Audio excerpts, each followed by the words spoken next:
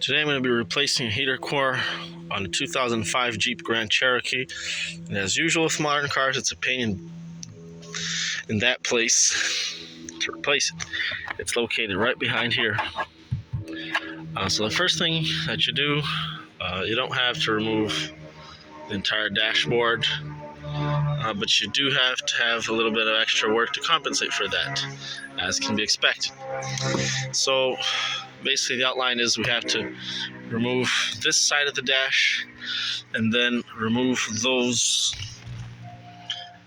welds right there so that the heater core can be pulled this way. You can't even see the heater core yet. But the first step is to remove this cover, which is over there, or the glove box, and then you just remove, and that's done by just opening it and then pushing it upwards.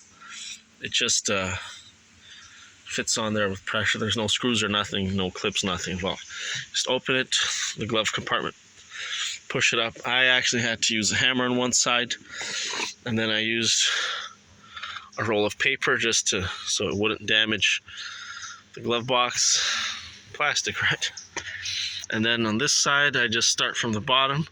I used flathead screwdriver, pry it out, just pull it out. And then I removed all the screws I could get on this side. And then there's a few screws. 1, 2, 3, holding the bottom.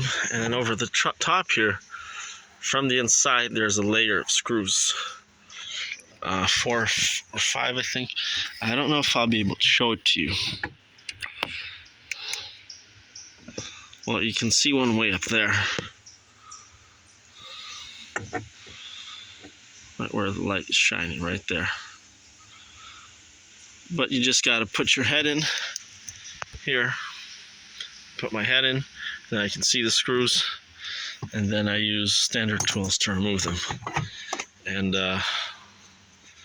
I'll see you guys in the next part. Let's see how this goes.